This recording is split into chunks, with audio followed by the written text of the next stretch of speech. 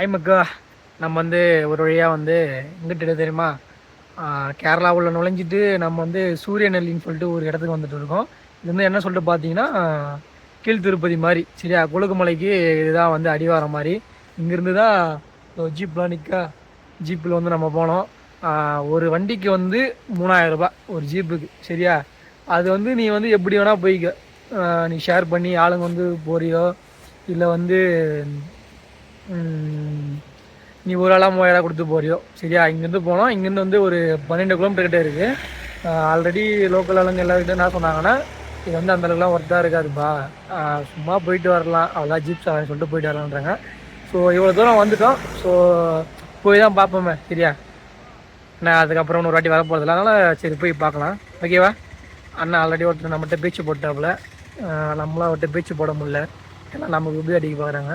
So கொஞ்சம் நேரம் பொறுமையாக வெயிட் பண்ணிட்டு போவோம். இப்போ வந்து டைம் வந்து 11:30. எவ்வளோ நேரம் நம்ம வெயிட் பண்ணுறோன்றதே கொஞ்சம் கணக்கு பண்ணிக்கலாம். நான் ஒரு 6 பேர்கிட்ட வந்து சேரணும். ஓகே காய்ஸ், நான் மூட்டு கொழுக்குமலைக்கு போல் கொழுக்குமலையை விட்டு நம்ம போக போகிறோம். ஏன் சொல்லிட்டு பார்த்தீங்கன்னா இங்கே வந்து 3000 கேட்குறாங்க ஒரு ஜீப்புக்கு, அப்படின்னா 1000 கொடுன்றாங்க. ஸோ அந்தளவுக்கு பட்ஜெட்டுக்கு வந்து இந்த டைமுக்கு வந்து ஒர்த்து இல்லை. ஸோ என்ன பண்ண போனால் இந்த இடத்துல வந்து ஸ்கிப் பண்ண போகிறோம். ஸ்கிப் பண்ணிட்டு நெக்ஸ்ட்டு ஒரு 2 ஃபால்ஸு இது பண்ணிட்டு மூணாரில் வந்து சீக்கிரமாக போயிட்டு ரூம் எடுக்க போகிறோம் சரியா. இப்போதைக்கு இதுதான் பிளானு. சப்போஸ் நீங்கள் கொழுக்குமலை வர மாதிரி இருந்தால் இப்போ வந்து சீசன் கிடையாதான், இன்னும் ஒரு 2 மாதம் கழிச்சு தான் அந்த மேகம் சூரியன் மறைவு எல்லாமே வந்து நல்லா தெரியுங்களா. ஸோ இப்போ வராதிங்க, ஒரு 2 மாதம் கழிச்சு வாங்க.